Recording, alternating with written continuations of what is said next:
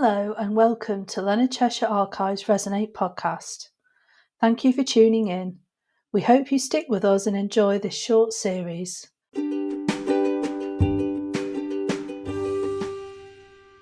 My name is Stephanie. I'm the Archivist for disability charity Leonard Cheshire. I look after the charity's history at our Leonard Cheshire Archive Centre near Swadlincote, South Derbyshire. The Resonate podcast is a 3-episode series about our Resonate project. Resonate is funded by the National Lottery Heritage Fund and the Fall Foundation. As part of the project, we are digitising our historic sound collection and running a digital volunteering programme. We're coming towards the end of our project, so this episode will look back at what we have achieved, the impact of the pandemic, and what to look out for online now our project has come to an end. If you haven't already, please do listen to episodes 1 and 2 of our podcast to get an idea of what we've been doing so far. In February, the volunteering part of our project came to an end. This had an element of sadness as many volunteers had enjoyed their time listening to our founder, Group Captain Leonard Cheshire's speeches, but they had also used the volunteering opportunity as a way of coping with the pandemic. I took a few moments to chat with one of our volunteers, Jane. My name is Jane Selleck, and I heard about the opportunity through something called, it's an email that I get each day called the Archives NRA Digest. And I saw the opportunity advertised on there, so that's how I came to know about it. So you started, I think, right at the beginning of the project. We put the advert out, I think, around Christmas time. So it was just before the pandemic started. Yes, actually, I don't think I did start at the beginning, because I think there was a bit of a hiatus, and then I think Michael Ruddy contacted me to say that you had I think a space available or something. So I think maybe you got enough volunteers right at the very beginning, and I think I came in a bit later, actually, I think. Oh, okay. Yes, I remember we had to have a waiting list because we got inundated. We weren't expecting to. Yes. But we got completely inundated, and then we had a waiting list, and then we opened it again, I think, in the spring. Yes. Tell me a little bit more. So what were you expecting to be given? Oh, gosh.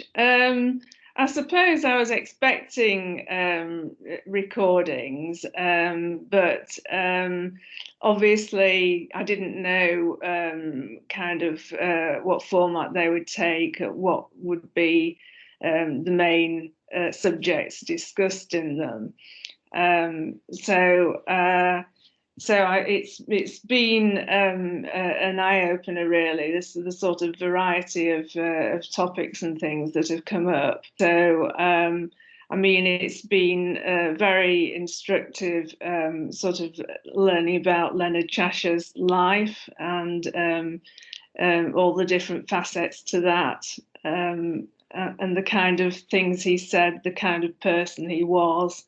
And then of course we've had other things as well, and other contributors like his wife Sue Ryder. So yes, it's there's been quite a variety of material, I would say. So yeah, that's been very good. And what's the one thing that you take away from it? What's the one thing that made you think, oh, I didn't know that? Oh gosh. Yes, I think, I mean, obviously Leonard Cheshire had a deep faith, and the sort of the way he talks about that, and I think has impressed itself upon me, I think. So yes, that's been one of the key things. And also I was very interested in the lectures that he gave about things like when the use of force is justified. That seemed to be a recurring theme. And so I was interested in, as well as in his religious beliefs, I was interested in his philosophy as well. So yeah. Those are things that I'll remember. Obviously, the core thing about disability in its different forms. That's clearly something that you can't forget about. Yeah, so I guess there's I haven't just kept to one thing there. There's a few things, I think. Well, Yes. he was one of these people who, I think, through the fact that he had lived through the times he lived through, and then he decided to do what he did after the war. Yes. He became a bit of a polymath, and I think because he was quite publicly a devout Roman Catholic, he Yeah. was asked these moral questions, and Yes. I think he's quite a moral person. So that's why he used to get. We've got quite a few of the morality of force talks. He got asked to lecture on that to a lot of RAF colleges and things like that. Mm. Because I think around that time, what would it have been? And he was talking about this in the 70s and 80s. So you've got the run up to the Falklands War, and I think he was, before he died, obviously in 1992, it was the Gulf War, and we Yeah. know he was thinking about that because we've Yeah. got bits and bobs in the archives of him Yeah. talking about it and thinking about it. Yeah. So I guess because he survived the Second World War and had been involved quite high up with strategy, he had some wisdom to impart. So how was it for you doing these transcriptions whilst the pandemic was going on? Well, I mean, it was just great to have that focus, really, of having something to do, and also feeling that I was doing something worthwhile as well. So, I mean, as you know, the transcriptions weren't always straightforward. They weren't always easy. Because you would get sort of chunks of them where you really couldn't tell what was being said. So that sometimes made it a bit difficult because you kind of lost the thread of the subject matter.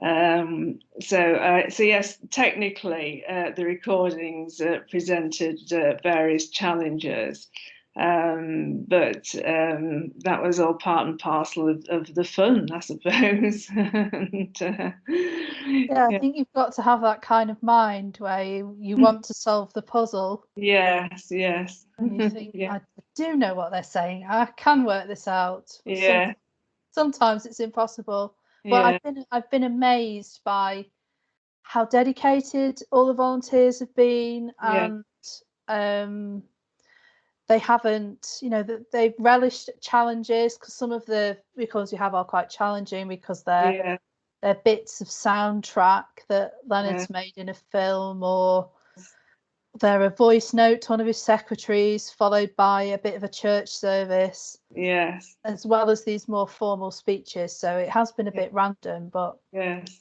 we've transcribed nearly all of them. I think the right, ones that we haven't transcribed are in languages that nobody in the volunteer group speaks. right, yes, yeah, We've had some Polish translated, but we've right. got Mandarin and Mm. Arabic French. Oh, right, my goodness. What it sounds like Arabic and French. I mean, I Yeah, can speak French, but it's a bit it's not standard French, so no, no, I no. think it's South African. So they haven't been translated, but they're like one or two. The majority have been translated. I'm just Yeah, amazed that you've all been so dedicated. So yeah. thank you. Okay, And yes, now we've come to the end. yes, yes. So what's next? Well, I mean, I've applied for various jobs and things. I'm actually a qualified archivist myself, and so in fact, I have an interview on Wednesday. So yes, it would be good. It would be good to get back into the workforce again. So that's my hope.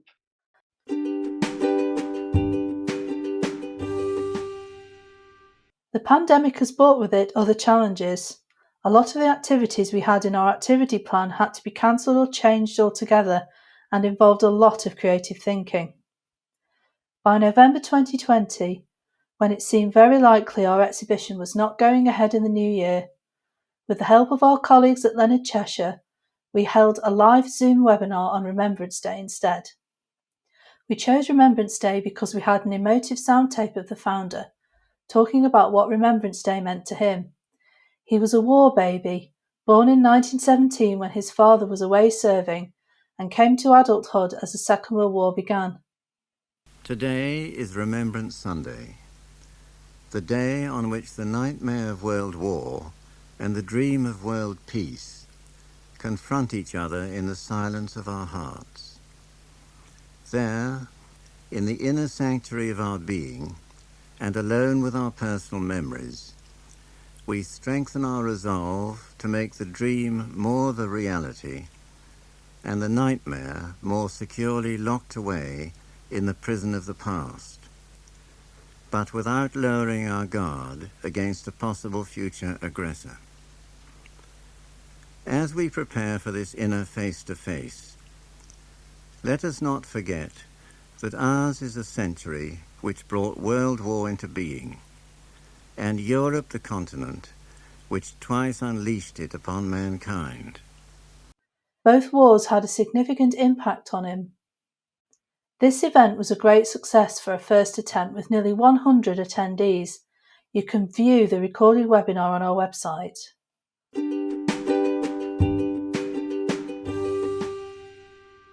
At the moment, we have no concrete plans to go ahead with our exhibition, which had to be cancelled, but we are hoping that it will be held at the end of the year or during 2022 at the Brewhouse Arts Centre in Burton-on-Trent. Do follow us on our Twitter account @ArchivesLC for updates. In place of our exhibition, to mark the end of the project, we have released a film showcasing some of our digital volunteers talking about what they have learned from the transcription and podcasting work. This can be viewed on our website.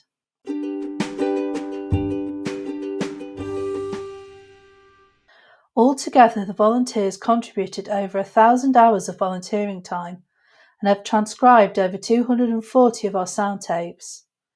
I would like to thank them for their dedication and perseverance at a time when none of us really knew what the future held.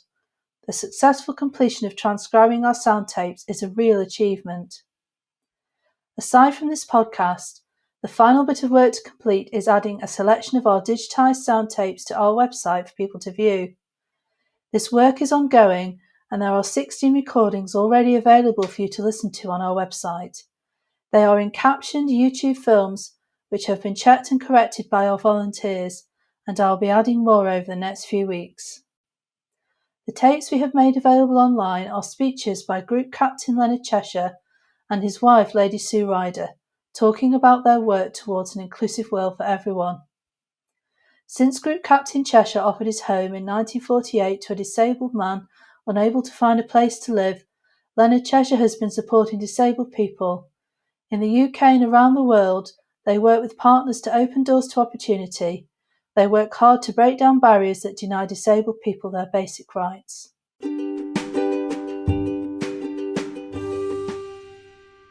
I would like to take this opportunity to say thank you to Project Officer Michael and our team of 27 wonderful digital volunteers. Due to the challenges of the pandemic and having to shield myself, at various points I've not known if we could keep the project running, and thanks to your dedication and enthusiasm, we have been able to achieve all our goals. Thank you, and hopefully when we can all meet again, we can do so and view our exhibition. Finally, thank you to our funders, the National Lottery Heritage Fund, Midlands and East, and the Ford Foundation. Without you, this wouldn't have been possible, and now we have saved our sound collection for future generations to learn about our pioneering founder and the charity that bears his name. You can explore the archive's digitised film and oral history collections on our website, which is www.rewind.leonardcheshire.org. We also have a Twitter page @ArchivesLC. Do follow us to find out more. Thank you for listening.